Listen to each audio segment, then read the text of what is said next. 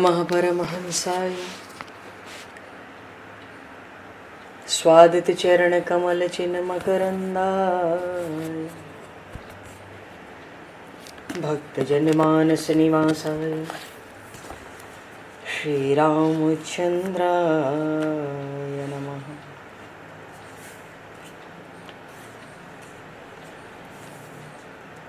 वंदे विदेहतनया पदपुंडरीकं केशौरसौरभसमाहत योगिचेतं हन्तुं प्रतापमनिशं मुनिहंससेव्यं सन्मानशालिपरिपीत परागपुञ्जम्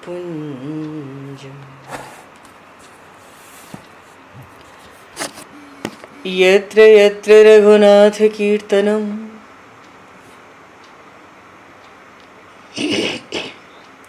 तत्र तत्र कृतमस्तकाञ्जलिं बाष्पवारि परिपूर्णलोचनं मारुतं नमत राक्षसान्तकं कुन्द इंदुसमदेह उमारमण करुणायन जाहि दीन परनेह करहु कृपा मर्दन मयन।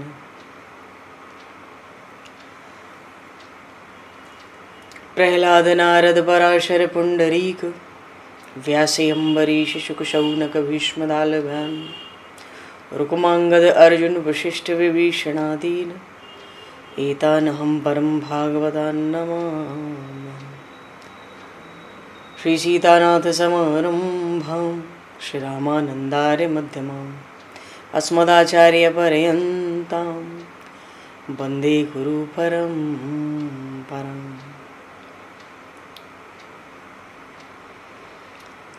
वर्णानामर्थ संज्ञानां रसानां छन्दसामपि मंगलानां च कर्तारो वन्दे वाणी विनायकौ।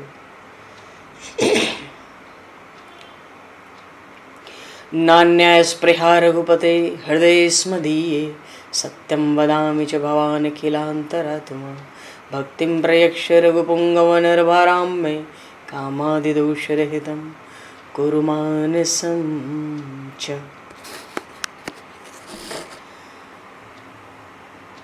बंधु तुलसी के चरण भक्त भक्ति भगवंत गुरु चतुर्नाम वपु एक तिनके पद वंदन के नाशहि विघ्न अनेक। बंधु तुलसी के चरण जिनकी न्यो जग काज कल समुद्र घोरत लगो प्रगट्यो सप्त जहां। श्री गुरु चरण सरोज रज निज मन मुकुर सुधार वर्णो रघुवर विमल यश जोदायक फल चार। हरि शरण।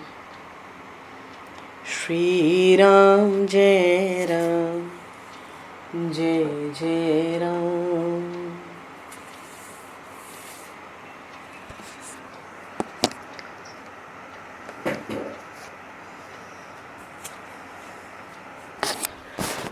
श्री राम जय राम जय जय राम।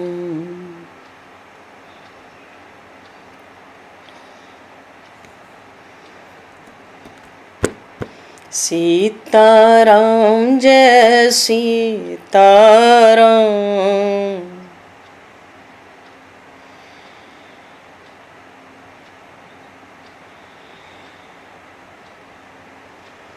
राधे श्याम जय राधे श्याम।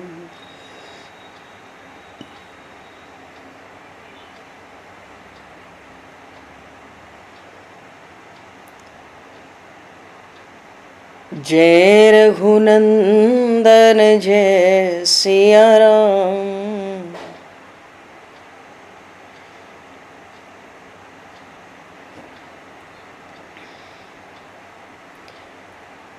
जानकी वल्लभ सीताराम।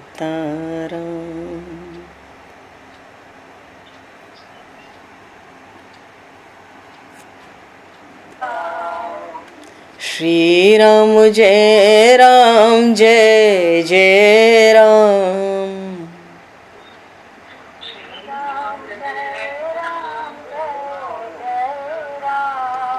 श्री राम जय राम जय जय राम।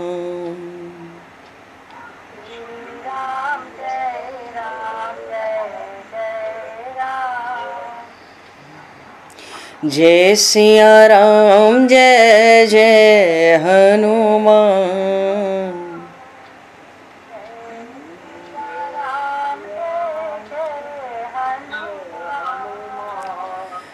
श्री गुरु रामानंद भगवान।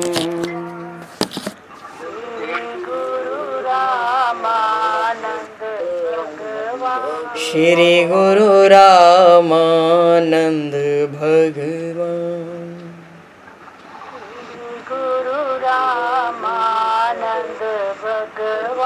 श्री राम जय राम जय जय राम।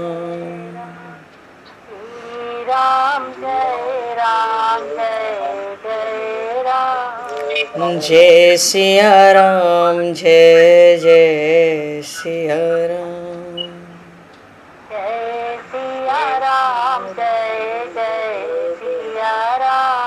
जय सिया राम जय जय सिया राम।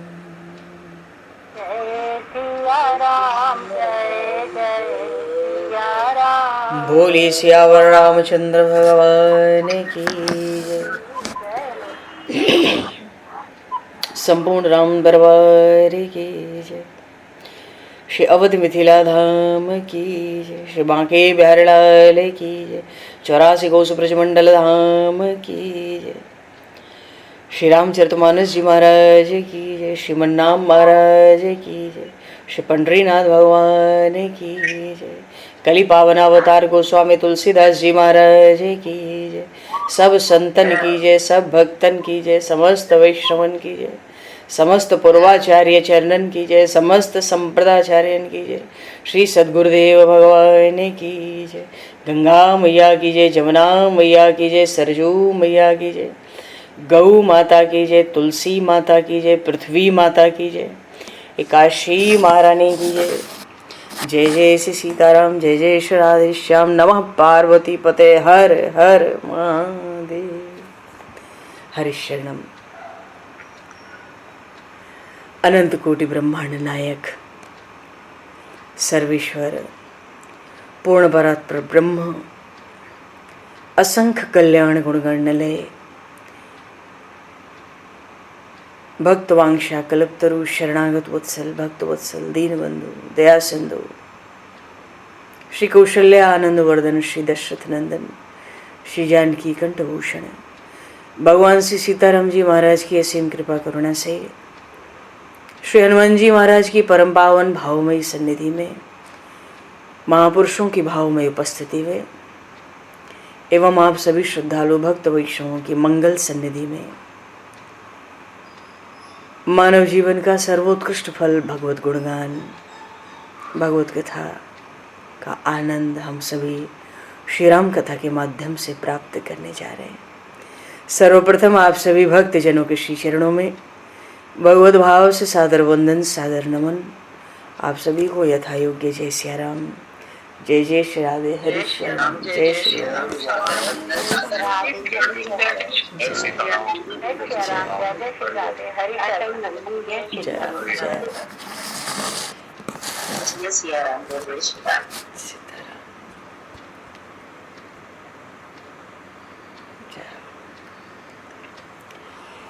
श्री रामचंद्र चरणों मनसा स्मरामि।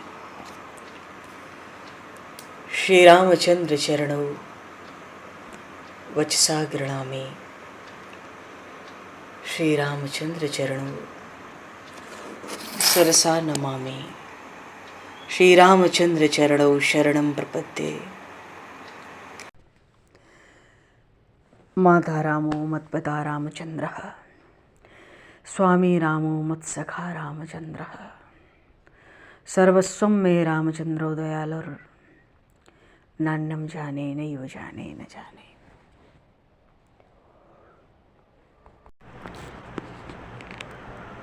पूर्व प्रसंग में देखो जी, ये श्री गोस्वामी श्री तुलसीदास जी महाराज करते जो श्री रामचरितमानस है, ये बिल्कुल अपने विश्राम स्थल पर पहुंच रही है। पूर्व प्रसंग में गरुड़ जी ने 7 प्रश्न पूछे और उसके बाद तो गरुड़ जी को प्रस्थान करना चाहिए बैकुंठ के लिए, और भगवान शिव द्वारा श्री राम कथा की महिमा का प्रकाश। तो गरुड़ जी ने श्री काकभूषुंडी जी महाराज से मानो चलते चलते 7 प्रश्न पूछे, क्योंकि देखा कि काकभूषुंडी जी महाराज तो बड़े कृपालु हैं और बड़ा स्नेह है, अपार स्नेह है मुझ पर इनका। तो गरुड़ जी ने कहा कि नाथ मोहि निज सेवक जानी, हे प्रभु आप तो मुझे अपना सेवक जानो, आप सेवक जानो, इसलिए 7 प्रश्न मम कहु बखानी। अपना निज सेवक समझकर मेरे 7 प्रश्नों का आप उत्तर दें। तो पहले तो ये बता मैं कि प्रथम ही कहु नाथ मति धीरा, सबते दुर्लभ कवन शरीरा। सबसे दुर्लभ शरीर कौन सा है? 84 लाख योनियों में 84 लाख योनियां हैं, देवता उसमें नहीं है। गरुड़ जी पूछ रहे हैं सबसे दुर्लभ शरीर कौन सा है और सबसे बड़ा दुख क्या है? बड़ दुख कवन कवन सुख भारी, और सबसे बड़ा सुख क्या है? मनो संक्षेप में ही कहो। इस बार काकभूषुंडी जी ने कहा कि इन प्रश्नों का उत्तर आप संक्षेप में ही कहो। और संत और असंत में क्या भेद है, उनका सहज स्वभाव क्या है? विशेष कुछ लक्षण नहीं पूछे, संत और असंत के का सहज स्वभाव पूछा गरुड़ जी ने। और कौन सा पुण्य सबसे बढ़कर है वेदों में? कवण पुण्य श्रुति विदित विशाला। और कौन सा पाप सबसे भयंकर है? कहु कवन अग परम कराला। और ये मानस रोग क्या होते हैं, इसको तो समझा कर आप कहना। मानस रोग कहू समझाई। समझा कर क्यों कहो? क्योंकि आप सर्वज्ञ हो, आप सब जानते हो और आपके हृदय में मेरे प्रति बड़ी कृपा भी है। तो मानस रोग कहू समझाई। इन 7 प्रश्नों को सुनकर काकभूषुंडी जी बड़े आदर से सुने, बड़े प्रेम से भर गए और कहते हैं कि हे तात, नरतन सम नहीं कवनहु देहि, जीव चराचर जाचत जेहि। नरक स्वर्ग अपवर्ग निसेनी, ज्ञान वैराग भगति शुभ देने। सोतन धरि हरि भजहि न जे नर, होहि विषय रत मंद मंद तर। कांच किरच बदले ते लेहि, करते डार परस मन देहि। और नहीं दरिद्र सम दुख जग माहि, संत मिलन सम सुख जग नाही। पर उपकार बचन मन काया, संत सहज स्वभाव खगराया। संत सहहि दुख पर हित लागे, पर दुख हेतु असंत अभागे। जय सिया राम जय जय सिया।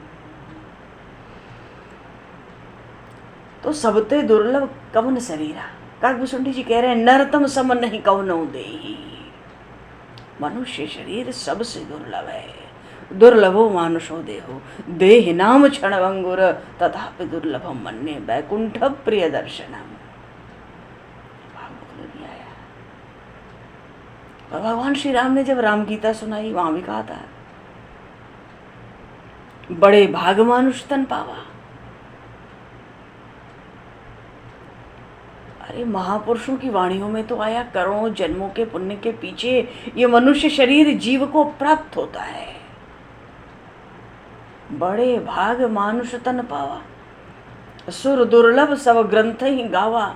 यहाँ कागभूषुंडी जी कहते हैं, नर तम सम नहीं कवनौ देही, और जीव चराचर जाचत तेही। सबसे दुर्लभ है मनुष्य का शरीर, और मनुष्य के शरीर में भी, मनुष्य का जो शरीर है जड़ चेतन,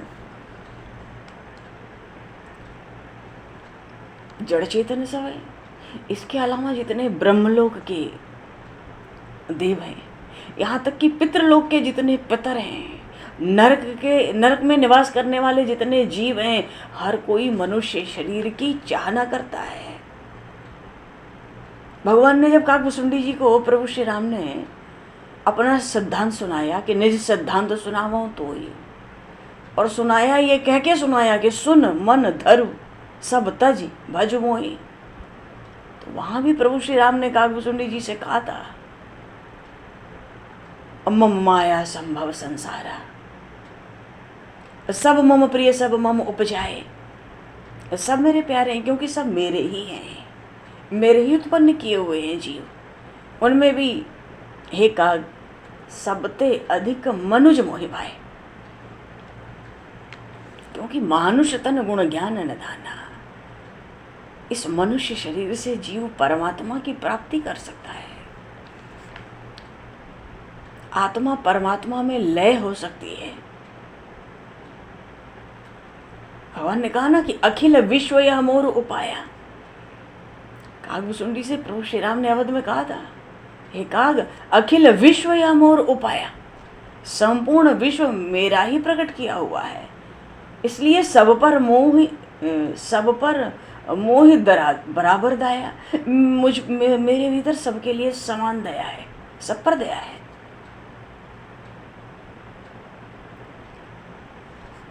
भगवान का जो भजन है वो मनुष्य शरीर से ही संभव है, दूसरी किसी योनि से संभव नहीं है।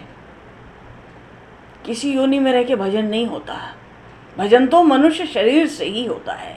इसलिए काकभूषुंडी जी कह रहे हैं गरुण जी से, नर तन सम नहीं कवनौ देही। सबसे दुर्लभ तो मनुष्य का शरीर है। कोई भी जीव हो जड़ चेतन, हर कोई इस मनुष्य शरीर की याचना करता है। पद्म पुराण में कई जगह लिखा है कि देवता इस मनुष्य शरीर की याचना करते हैं कि ये शरीर मिले तो हम भी मृत्युलोक में जाकर एकादशी व्रत और जागरण करें। कई बार ये प्रसंग आया है अन्य पुराणों में। मानो इस शरीर से परमात्मा की प्राप्ति। इसलिए मनुष्य शरीर से बढ़कर, जब गुरु जी ने पूछा कि सबसे दुर्लभ कौन शरीर है, तो काकभूषुंडी जी ने कहा, नरतम सम नहीं कौनौ देही। मनुष्य शरीर के समान दूसरी कोई देह नहीं है, और सब जीव इसकी याचना करते हैं। कारण क्या है? नरक स्वर्ग अपवर्ग निसेनी। तुम्हें स्वर्ग जाना हो या नरक जाना हो या बैकुंठ जाना हो, सबकी सीढ़ी यही है, मनुष्य शरीर, यहीं से जाना है। और दूसरे ज्ञान और वैराग्य, ज्ञान दे सकता है ये शरीर, वैराग्य दे सकता है। वैराग्य ना हो तो ज्ञान टिकता नहीं है, तो ज्ञान भी देता है, वैराग्य भी दे सकता है, और भगवान की परम प्यारी भक्ति दे सकता है। इस शरीर से भगवान की भक्ति हो सकती है। ज्ञान हो, वैराग्य हो, भक्ति है, ये तो महाशुभ है, महामंगल है जीवन का, हमारे जीवन का महाकल्याण है। तो इस ब्रह्म सायुज्य की गति को प्राप्त करता है जीव इस शरीर से। कबीर साहब कहते थे, नर जो करनी करे तो नर नारायण होए। तो नर नारायण होए, दूसरा कोई जीव, किसी योनि का जीव नारायण नहीं हो सकता। नर जो करनी करे तो नर नारायण होए। इसलिए मनुष्य शरीर से बढ़कर दूसरा कोई शरीर नहीं है।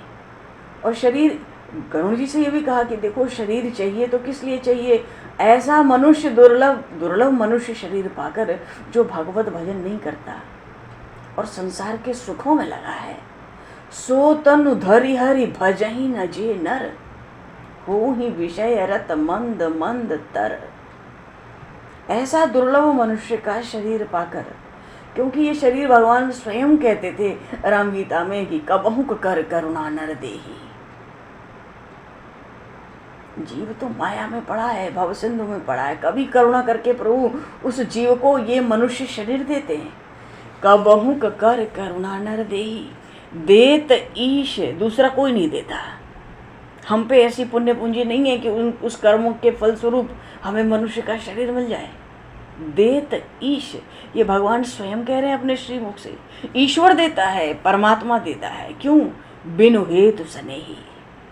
वो परमात्मा अकारण ही सब पर दया और प्रेम करने वाला है, इसलिए करुणा करके जीव पर, भवसिंधु में पड़े जीव पर, 84 लाख योनियों में पड़े जीव पर दया करके, करुणा करके वो परमात्मा मनुष्य शरीर देता है।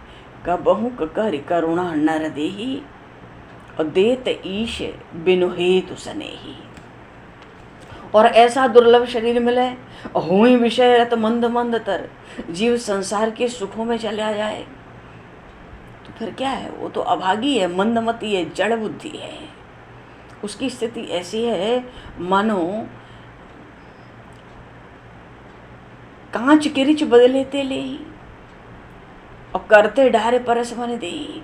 भगवत, ये मनुष्य, दुर्लभ मनुष्य शरीर पाकर जो भगवत भजन न करे तो वो तो, काकभूषुंडी जी कहते हैं, ये गरुड़ ऐसा है मानो पारस मणि तो हाथ से छोड़ दे, गिरा दे, और स्वयं पारस मणि के बदले कांच का टुकड़ा ले ले। मानो इस मनुष्य शरीर से ऐसा कुछ भी नहीं है जो जीव के लिए अप्राप्य हो, क्योंकि समस्त सद्गुणों का ये मनुष्य शरीर अपने में भंडार है। मानुष तन गुण ज्ञान निधाना, ज्ञान का, सद्गुणों का भंडार है भगवान ने जो शरीर जीव मात्र को दिया है।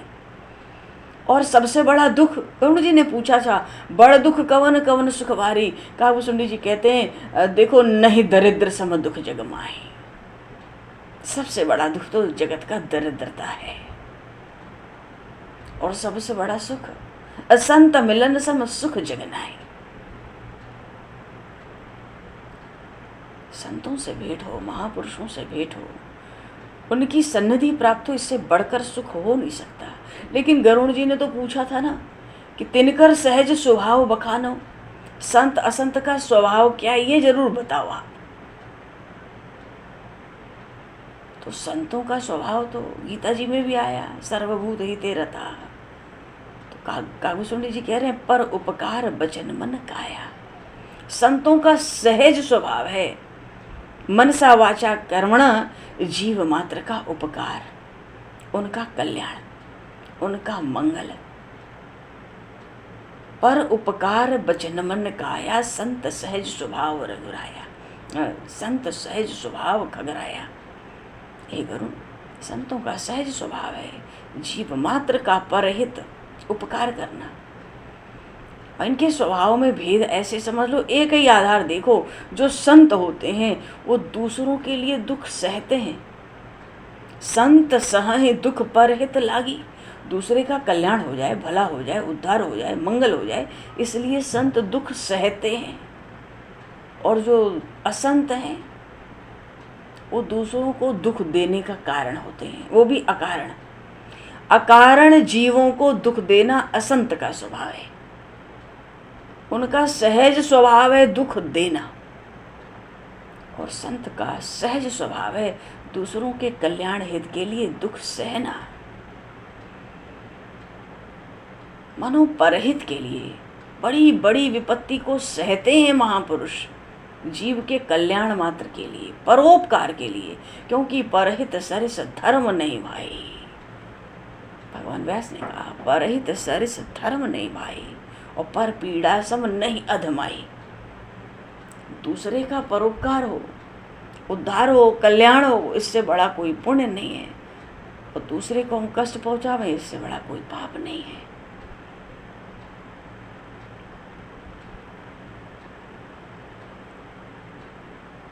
जो दुष्ट होते हैं बिना किसी स्वार्थ के, मानो अपना कोई काम नहीं बनता है फिर भी दूसरे का अपकार करते हैं, दूसरों की संपत्ति को नष्ट कर दे तो बड़े प्रसन्न हो जाते हैं। और जो दुष्टों का उदय हुआ, जो दुष्ट आए जगत में, ये दूसरों को दुख देने के लिए ही आए। जैसे केतु ग्रह होता है, राहु केतु के नाम से तो सब परिचित है। केतु ग्रह जो होता है बड़ा अधम ग्रह है, ये दुख देने के लिए ही आता है। तो संतों का जो प्रागट्य है वो तो सदा ही सब जीव मात्र के लिए सुखकारी होता है। जैसे सूर्य और चंद्रमा, जगत में सूर्य और चंद्रमा जीव मात्र का उपकार करते हैं, परोपकार में रहते हैं निरंतर। ऐसे ही संतों का प्रागट्य सतत उपकार के लिए है, और दुष्टों का प्रागट्य जगत को दुख देने के लिए है। और जो परम धर्म है वेदों का, क्योंकि काकभूषुंडी जी ने कहा था, कवन पुण्य श्रुति विदित विशाला, कहु कवन अग परम कराला। तो काकभूषुंडी जी कहते हैं, करूं वेदों में जो प्रसिद्ध परम धर्म है वो है अहिंसा। अहिंसा सबसे बड़ा धर्म है। अरे प्राणी मात्र में भगवान है, जीव मात्र में परमात्मा है। अहिंसा का व्रत धारण करने वाले जीवों को इस व्रत का बड़ा भारी पुण्य होता है। जब किसी जीव की सन्यास की दीक्षा होती है उस समय सबसे बड़ा व्रत उसको यही एक व्रत ही दिया जाता है, अहिंसा। तो परम धर्म श्रुति विदित अहिंसा, अहिंसा से बढ़कर कोई परम धर्म परम पुण्य नहीं है। और पर निंदा सम अग्न गरीसा, हे करुण दूसरे की निंदा से बढ़कर कोई पाप नहीं है। और जो भगवान की और गुरु की निंदा करता है वो तो अगले जन्म में मेंढक होता है, अगले जन्म में मेंढक होता है पर 1000 शरीर पाता है। जो ब्राह्मणों की निंदा करता है वो नरकों में बड़े भारी दुख भोगता है, बड़ा भारी दुख, 1000 जन्मों भोग कर, और जग जन्मई बायस शरीर दे, फिर उसको काग का शरीर मिलता है। जो द्विज निंदक हैं उनको काग का शरीर मिलता है, जो भगवान और गुरु की निंदा करते हैं उनको मेढक का शरीर मिलता है। और जो अभिमानी देवता और वेदों की निंदा करते हैं, बड़ा भयंकर नरक है, उसका नाम है रौरव। बोले जो देवताओं और वेदों की निंदा करते हैं, जो अभिमानी, वो तो रौरव नरक में पड़ते हैं। और जो संतों की निंदा करते हैं उनको उल्लू बनना पड़ता है।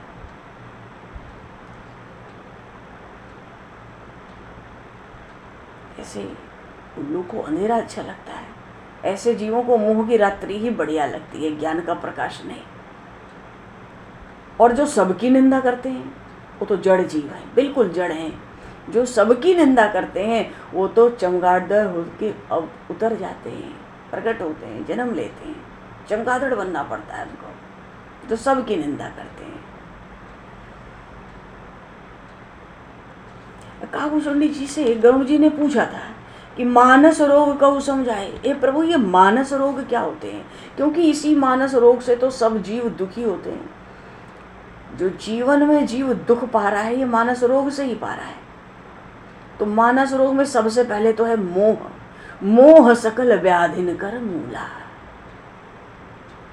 सब आदि व्याधि का मूल तो मोह है, और उसी मोह से बड़े शूल, बड़े कष्ट प्रकट हो जाते हैं।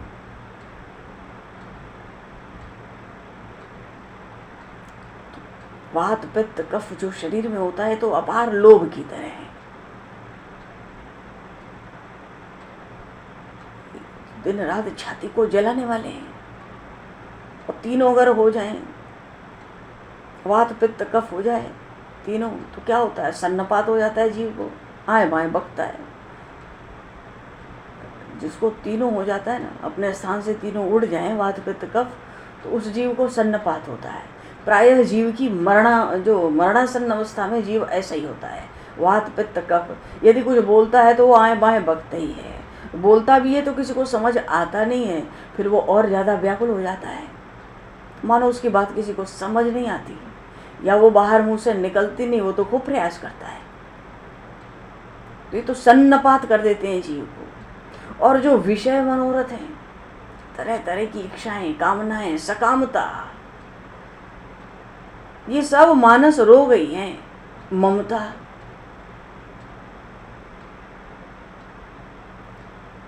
ममता से जीव कभी हर्ष में होता है, कभी विषाद में होता है। ये मानस रोग, ये दूसरे का सुख देखें तो अपनी छाती जले। मन की कुटिलता, छल कपट, ये सब मानस रोग हैं। और अहंकार तो इतना दुख देने वाला है, सकल शोकदायक अभिमाना। जीव के भीतर जो अहम है, ये उस जीव को सब दुख देने वाला है अकेले। अब मानस रोग में ही दंभ भी आता है। दंभ कहते हैं दिखावे को, भीतर कुछ और बाहर कुछ। दंभ, कपट, मद, मान, ये सब मानस रोग है। अतृष्णा भी मानस रोग है। हाय हाय, जितना प्रभु ने दिया उसका आभार नहीं है, उसका एहसान नहीं है। ये भी हो जाए, वो भी हो जाए, ऐसे जीवों की छाती हमेशा ही जलती है। तृष्णा तो कबीर साहब कहते थे, माया मरी न जग मरा, माया मरी न जग मरा, मरी मरी गया शरीर, आशा तृष्णा ना मरी, आशा तृष्णा ना मरी, यूं कह गया कबीर, यूं कह गया कबीर। एक महापुरुष कहते थे, अरे तृष्णा, अब तो बूढ़ी हो गई, हाय हाय करते मन, तेरी तो तृप्ति जगत में हुई नहीं, तू बूढ़ी हो गई मेरे साथ, अभी भी तू न जाने मुझसे क्या क्या कुकर्म कराना चाहती है। ऐसी होती है तृष्णा। और त्रिविध इच्छा बड़ा भारी मानस रोग है। पुत्र की कामना, धन की कामना, मान सम्मान की कामना, और मत्सर तो एक बुखार ही है। एक दूसरे के सुख को देखकर जलन रखना। काकभूषुंडी जी कहते हैं, हे करुण, कहाँ लगी कहों को रोग अनेका। ये मानस रोग अनेक हैं, कहाँ तक इनकी कथा की जाए। एक व्याधि हो जाए मनुष्य के शरीर में तो मनुष्य मर जाता है। और ये जो मानस रोग हैं, एक व्याधि बस नर मरहि, ए असाधि बहु व्याधि। ये मानस रोग तो न जाने कितनी व्याधियां हैं और असाध्य हैं, इनका कोई इलाज नहीं है। ये सब मनुष्य के शरीर में जीती है। तो जीव को संतति निरंतर ही ये दुख देती रहती है। तो उस जीव को, जिसके भीतर संसार में ही सब मानस रोग भरे हैं, सब माया का परिवार है, वो जीव कहाँ सुख पावे क्षण भर के लिए, कहाँ विश्राम पा सकता है वो जीव क्षण भर के लिए। अच्छा, इसकी औषधि भी है, मानस रोग की औषधि भी है। नियम से रहना, नियम से भजन करना, धर्म का पालन करना, आचार विचार शुद्ध रखना, तप करना, ज्ञान को धारण करना, यज्ञ जप तप दान करना, ये सब एक तरह से औषधि ही है इस मानस रोग को कम करने की। पर ये रोग जाते नहीं है। हे करूं, इन औषधियों से भी ये मानस रोग नहीं जाते हैं। तो उसका परिणाम क्या होगा? एहि विधि सकल जीव जग रोगी। समस्त जगत के जितने जीव हैं ऐसे ही सब रोगी हैं, क्योंकि मानस रोग भीतर भरे पड़े हैं, क्योंकि यही दुख देने वाले हैं। कभी ये मानस रोग जीव को हर्षित कर देते हैं, कभी दुखी कर देते हैं, कभी भयभीत कर देते हैं, कभी प्रीति उत्पन्न कर देते हैं, कभी संयोगी बना देंगे, कभी किसी का वियोगी बना देंगे। इतना गाकर काकभूषुंडी जी कहते हैं, मैंने तो कुछ मानस रोग बताए हैं, इनको नष्ट होने का अगर उन्हें कहते कोई उपाय है, जब ये अपने औषधियों से भी नष्ट नहीं होते तो क्या उपाय है इनको नष्ट करने का? कागभूषणी ने कहा जो इनके स्वरूप को जान ले, जाने ते छीज ही कछु पापी। ये सब मानस रोग जो है तो पापी ही हैं, पाप कराते हैं जीव से। अगर इनके स्वरूप को जान लिया जाए कि ये सब तो मानस रोग हैं, ये तो माया की सेना, माया का परिवार मेरे भीतर बस रहा है, तो जानने से पहले तो ये कुछ कम होते हैं पर ये नष्ट नहीं होते और दुख देते रहते हैं। और मानस रोग हो, ऊपर से विषय का सुख मिल जाए। अब तो बड़े बड़े ऋषि मुनि भी हों, उनके भी हृदय में ये सुख प्रकट हो जाते हैं। ये बेचारा मनुष्य क्या करे? तो क्या उपाय है? इन भीषण मानस रोगों से छुटकारा पाने का उपाय क्या बचा? तो कागभूषणी जी ने कहा, राम कृपा नासहि सब रोगा, जो एहि भांति बने संजोगा।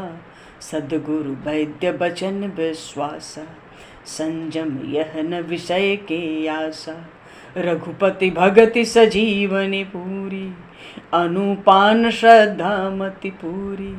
एहि विधि भले ही सुरोग नसाही, अनाहित जतन कोटि नहीं जाही। जानिए तब मन बिरुज गोसाई, जब उर बल विराग अधिकाई। सुमति क्षुधा बाण नित नहीं, विषय आस दुर्बलता गई। तब ये लक्षण है मानस रोग जाने के। कैसे जाएंगे? राम कृपा ना सही भाव रोगा। राम जी की कृपा हो जाए, प्रभु की कृपा हो जाए, जीव पर परमात्मा की कृपा हो जाए तो इन रोगों का नाश हो जाता है। लेकिन वो कृपा कब होती है? वो संजोग क्या बनेगा कि ये भीतर के मानस रोग सब समाप्त हो जाएं? तो सद्गुरु वैद्य वचन विश्वासा, गुरु वाणी पर विश्वास रखो। मानो गुरु जी ने जो सिखा दिया। और संयम रखो। संयम क्या रखना है? विषय सुख न चाहो, विषय की आशा मत करो, संसार के सुख की आशा कामना मत करो, और गुरु आज्ञा का, गुरु वचनों का पालन करो। जो शिक्षा मिली उसी मार्ग पर चलो और संयम से रहो। एक ही ओर चलो, बाहर की हवा खुद को लगने ही मत दो, भीतर ही रखो खुद को। और फिर जब गुरु जी के वचनों में विश्वास होगा और जीवन में संयम भी आ जाएगा, वृत्ति बाहर नहीं जाएगी, तो रघुपति भगति सजीवन मोरी। भगवान की भक्ति तो संजीवनी बूटी की तरह। पर कोई औषधि ली जाती है आयुर्वेद में तो अनुपान के साथ ली जाती है। कोई औषधि जड़ी बूटी दी, वैद्य ने कह दिया भाई इसको शहद से लेना, ये शहद अनुपान हो गया। कोई औषधि दी गई, इसको तो सुबह ही सुबह ले लेना है, किसी को रात को ले लो, तो इसको दूध के साथ लेना, इसको गर्म जल से लेना, ये अनुपान हो गया।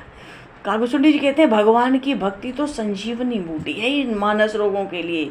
लेकिन अनुपान से, अनुपान क्या है? श्रद्धा। भरपूर श्रद्धा के साथ भगवान की भक्ति करो। और यही विधि भले ही स्वरोग नसाई, यही एक उपाय है भले मानस रोग नष्ट हो जाएं, और नहीं तो करोड़ों यत्न कर लो, ये मानस रोग जीव के भीतर के दूर नहीं होंगे।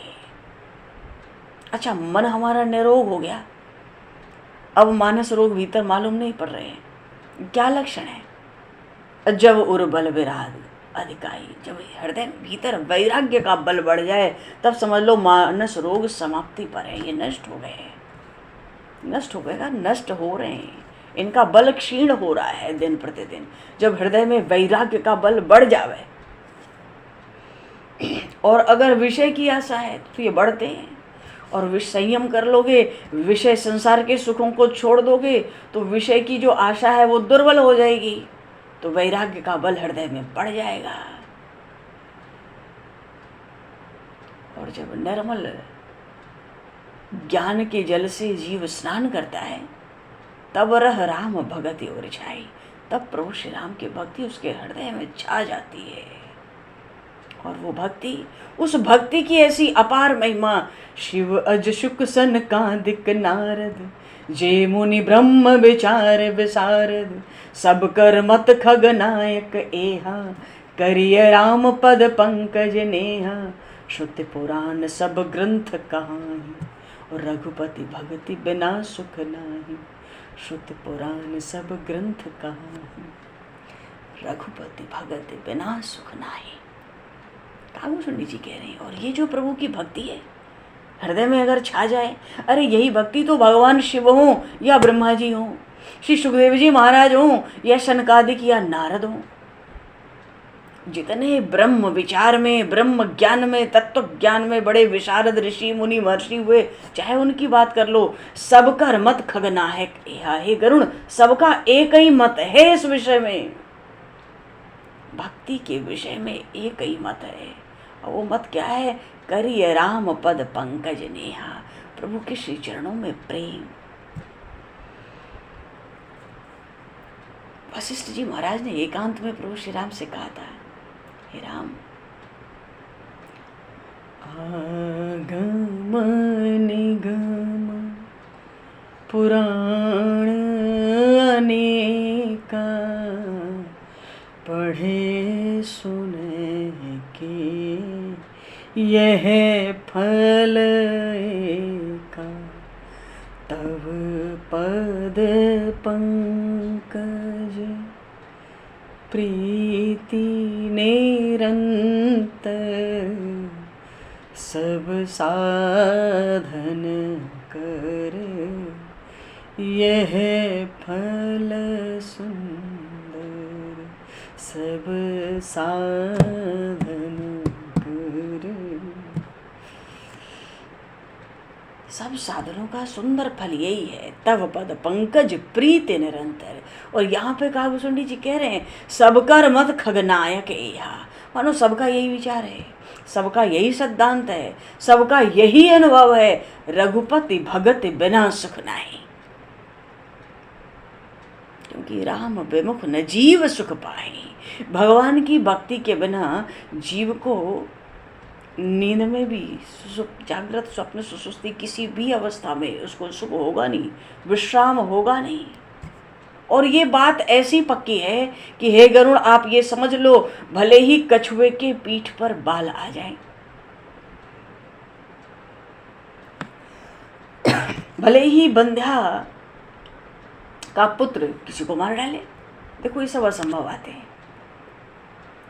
भले ही आकाश में फल फूल लग जाएं, बगीचे हो जाएं, कुछ नहीं होना है। भले ही असंभव घटनाएं कभी सृष्टि में संभव हो जाएं, पर एक बात पक्की जानो, जीवन लह सुख हरि प्रतिकूला। जब तक जीव भगवान से विमुख है, उस परमात्मा से विमुख है, वो कभी भी सुख नहीं पा सकता। सन्मुख होए जीव मोहि जबहि, जैसे ही जीव भगवान के सम्मुख होता है, करोड़ों करोड़ों जन्मों के पाप भस्मीभूत हो जाते हैं। तो ये सब भले हो जाए, पर जीवन लह सुख हरि प्रतिकूला। अब मृग जल है, मृग जल को देख के कहे, अरे इतना जल है थोड़ी दूरी पे, चलो चलो प्यास बुझेगी, तो ठीक है, मृग जल को देख के कोई प्यास बुझाने जा तो सकता है, पर क्या कोई ऐसा कह सकता है कि अरे मैंने मृग जल का पान किया, मुझे तृप्ति मिल गई?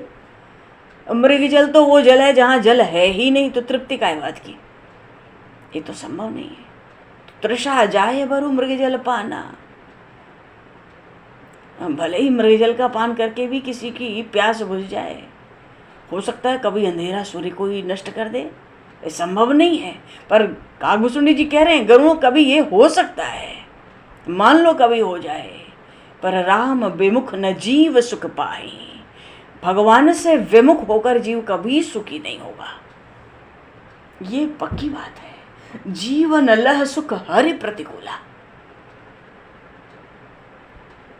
जीव को तो जब भी सुख मिलेगा परमात्मा से ही मिलेगा, उसको जब भी विश्राम मिलेगा, शांति मिलेगी, तो वो प्रभु के चरणों में ही मिलेगी। हे कागभूषण जी कहते हैं, हे गरुण, हो सकता है बर्फ से अग्नि प्रकट होने लगे, कभी हो ही जाए, हालांकि संभव है नहीं, त्रिकाल में संभव नहीं है, भूत भविष्य वर्तमान में संभव नहीं है। पर गरुड़ जी से कह रहे हैं कि हिमते अनल प्रगट बर होई, विमुख राम सुख पावन कोई।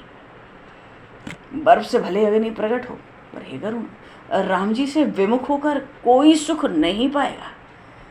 परमात्मा से विमुख होकर जीव कभी सुखी नहीं हो सकता। जो सुख मालूम पड़ता है अपनी ओर आता हुआ, वो तो महान दुख है। मेरे जीवन का महान दुख सुख का रूप धारण करके हमारे समक्ष आता है, जिससे कि उस महान दुख का हम स्वागत करें जीवन में। अगर वो महान दुख हमारे प्रारब्ध का दुख का रूप लेके आएगा तो हम मुंह फेर लेंगे, दरवाज़ा बंद कर लेंगे। उस दुख का स्वागत तो कोई नहीं करेगा। फिर तो बेचारा दुख तो अपने में ही दुखी हो जाएगा। तो जो दुख होते हैं, ये बात वसुदेव जी महाराज ने देवर्षि नारद से कही थी भागवत में, कि ये तो जगत ऐसा है जहाँ बड़े बड़े भयंकर भयानक दुख भी बड़े सुख का रूप धारण करके आते हैं। सो हम लोग उनको हृदय से लगा के स्वागत करते हैं और फिर वो अपना स्वरूप प्रकट करते हैं जल्दी। फिर हम जीवन में दारुण दुख भोगते हैं। इसलिए कागभूषुंडी जी कह रहे हैं कि बर्फ से अग्नि भले प्रकट हो, अंधकार भले ही सूर्य को नष्ट कर दे, भले ही किसी को मृगजल का पान करके किसी की प्यास बुझ जाए, भले ही कछुए के पीठ पर बाल आ जाए, पर जीवन लह सुख हर प्रतिकूला। राम विमुख न जीव सुख पावे, विमुख राम सुख पाव न कोई संभावना नहीं है। और हाँ गरुण, और इस बात को दृढ़ता से समझो। कैसे? बारी मथे घृत होई बरु, सकता ते बरु तेल, बिनु हरि भजन न भव तरिय, यह सिद्धांत अपील। ये हो सकता है कि जल का मंथन करें तो घी आ जाए। अरे महाराज, ये कहाँ से होगा? नहीं हो सकता है गरुण, ये संभव है, ये संभव हो सकता है, पर प्रभु से विमुख होकर जीव सुखी हो, ये संभव नहीं है। अब बाहरी मथे घृत होए बरु और सिकता ते बरु तेल। अब ले लें रेत बालू और सोचें कि भैया इससे तेल निकाल लो। ठीक है गरुण, ये भी हो सकता है कि जल से घी निकल आवे और बालू से तेल निकल आवे, पर ये नहीं होगा क्या? बिनु हरि भजन न भव तरिय। ये तो अटल सिद्धांत है। भगवत भजन के बिना जीव संसार समुद्र से पार नहीं होगा। उन भगवान की सामर्थ्य तो देखो हे गरुण। मस कहीं करहि बिरंच प्रभु। मच्छर को ब्रह्मा, मस कहीं करहि बिरंच प्रभु, अजहि मसकते हीन, अस विचारि तज संशय, राम ही भजहि प्रवीण। जिन भगवान की ऐसी सामर्थ्य कि जब चाहे मच्छर को ब्रह्मा बना दें, ब्रह्मा को मच्छर बना दें। मसकते हीन, मच्छर नहीं, मच्छर से छोटा। अजही, अज कहते हैं ब्रह्मा जी को, अजही मसकते हीन। तो जो बड़े चतुर बड़े कुशल जीव हैं मनुष्य शरीर में, इन सब बातों का विचार करके भली भांति राम ही भजहि प्रवीण, वो सब प्रभु का भजन करते हैं, उन्हीं के नाम गुण में संलग्न हो जाते हैं। अरे उन्हीं प्रभु की तो सामर्थ्य है, जो चेतन कह जड़ करें और जड़ ही करें चैतन्य। अस समर्थ रघुनायक भजहि जीव ते धन्य। जड़ को चेतन कर दें, चेतन को जड़ कर दें। जीव के पास कोई विकल्प नहीं है कि वो भगवान का भजन ना करे। वो निश्चित और निश्चित रूप से अपनी आत्मा का हनन करने वाला है, आत्महत्यारा है। उन भगवान की ऐसी प्रभुता है। अरे जो ब्रह्म है, जिसके सहारे जिससे ये विश्व निकला, जिसके सहारे ये विश्व टिका, वो ही विश्व के हर रूप में प्रकट हुआ और फिर वही इसको संभाल लेता है। ऐसा उन परमात्मा का प्रभाव। और उस परमात्मा में इतनी भारी दया है उसके हृदय में। वो सोचता है कि जगत के जीव मात्र का कल्याण कैसे हो। उसको तत्व ज्ञान होना तो बड़ा कठिन है। भगवान ब्रह्म होकर सगुण रूप धारण करते हैं और फिर ऐसे ऐसे लीला चरित्र करते हैं। भगवान ने कह दिया, इन लीला चरित्रों को गा गा कर, क्योंकि भगवान के लीला चरित्रों में उनके सब गुण प्रकट होते हैं। भगवान की दयालुता, भगवान की कृपालुता, उनकी करुणा, उनकी उदारता, उनकी महत्शीलता, उनका गांधीर्य, उनका माधुर्य, उनका वात्सल्य, सब कुछ अतिशय अनंत। तो ये सारे गुण भगवान के लीला चरित्रों में प्रकट होते हैं। ब्रह्म के कौन सा गुण है? बिनु पग चलहि, बिन सुनहि बिनु काना, बिना मुंह के खा लेगा, बिना नाक के सूंघ लेगा, बिना पैर के चलेगा। उसमें जीव कैसे प्रेम करेगा? वो तो अनुभव का विषय है, प्रेम का नहीं, वो अनुभव का है। प्रेम तो सगुण ब्रह्म से ही होता है, और वो ब्रह्म ही सगुण रूप धारण ही करता है। इन लीला चरित्रों का गान कर करके जीव भागवत इस भवसिंधु से पार हो जाए।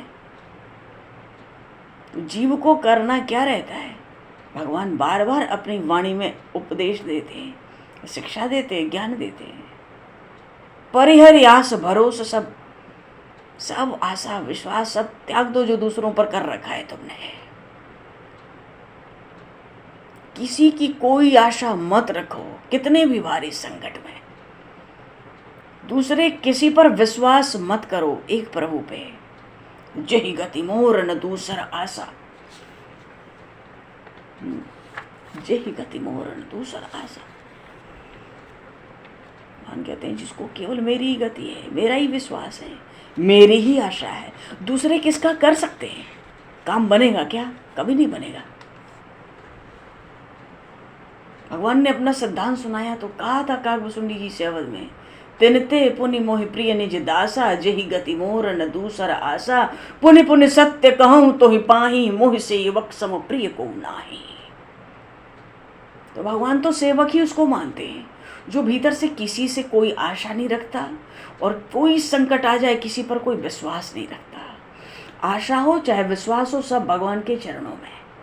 भगवान के चरणों का ही जीव को बल हो, उन्हीं का विश्वास हो, उन्हीं का सहारा हो और उसी की आशा हो। क्योंकि समस्त सुख तो उन प्रभु के चरणों से प्रकट होते हैं। समस्त सुख की गंगोत्री तो भगवान के चरण कमल हैं। इसलिए महापुरुष कहते तुम जो भी सुख चाहते हो जीवन में, तुम झट जाके अब देर ना करो, भगवान के चरण कमलों से लिपट जाओ। वो जगत स्वामी तुमसे कोई मोल नहीं लेंगे, तुम्हारी भक्ति देखकर तुम्हें अपने कंधे पर उठा लेंगे। और जहां प्रभु प्रसन्न हुए फिर वहां दैन्य कहाँ, दारिद्र कहाँ? अब किसका प्रसन्न होना बाकी है? तो भगवान को तो एक ही बात चाहिए, जही गति मोर न दूसरा आशा। दूसरे किसकी आशा करेंगे? किस पर विश्वास करेंगे? जिसकी आशा विश्वास करते हैं वो भी वही है। ये तो माया का विलास है, प्रपंच सब झूठ।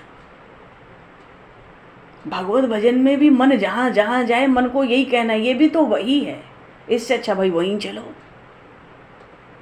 जो सुखद स्वरूप है वहीं चलो, जो सौंदर्य माधुर्य निधि है वहीं चलो। फिर मन जहां भी जाए वो वही है, उनको छोड़कर सृष्टि में कुछ है ही नहीं।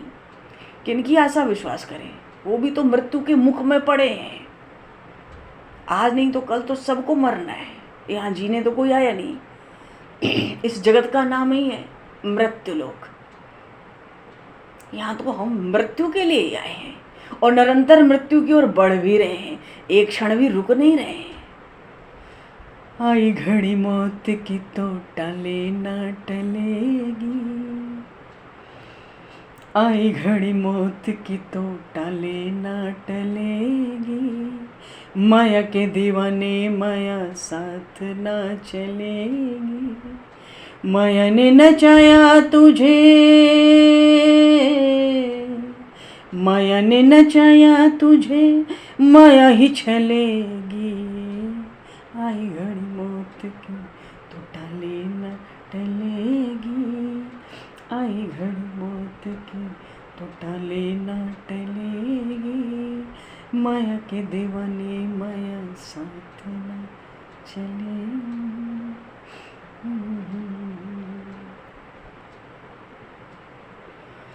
कोई साथ जाने वाला नहीं है।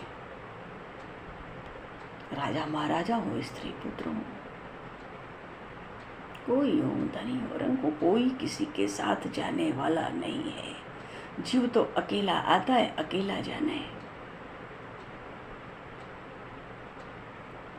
सब वेद शास्त्र पुराण महापुरुष अपनी वाणियों में कह रहे हैं, अपने मत में सब कुछ परमात्मा है। तो फिर किसकी आशा? जिसकी लगी है भीतर से समझा ले हम मन को कि वो भी वही है, तो यहीं आ जाए ना। यहाँ हर जीव दुखी है, कौन किसको सुखी कर सकता है? राम विमुख न जीव सुख पाए।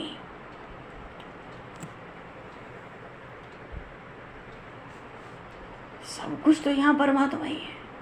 अखिल विश्व यह मोर उपाया। जब सृष्टि भगवान को पैदा करनी है, चलाना प्रभु को है, इसका नाश प्रभु को करना है। माता के समान प्रभु सबकी रक्षा करते हैं, पिता के समान सबका पालन करते हैं, गुरु रूप से प्रभु सबको शिक्षा देते हैं, उपदेश देते हैं, सखा रूप से हमारे सुख दुख को सुनते हैं। हर रूप में ही तो प्रभु है।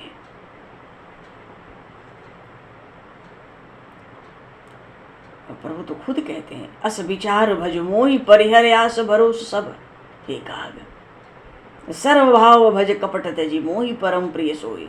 जो सब सर्वतो भावेन मनसा वाचा कर्मणा, जो सब छल कपट छोड़ के मेरा ही भजन करता है, वो मुझे बड़ा प्यारा है। क्योंकि भगवान कहते हैं कि भक्ति भी करो, किसी भी रूप में करो, पर ये जान लो माया संभव ब्रह्म सब माया तो प्रभु की। अरे सो दासी रघुवीर की, ये सब जो माया है, प्रकृति है, प्रभु की दासी ही तो है। कागभुजुंडी जी से प्रभु ने कहा था, भले तुम बालक रूप राम का ध्यान करो, पर जाने सु ब्रह्मानादि अज अगुण गुना कर मोहि।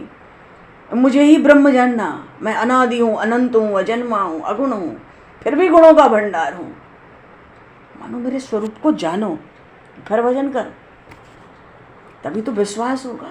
पर भगवान की कृपा के बिना प्रभु की प्रभुता पर विश्वास होता कहाँ है?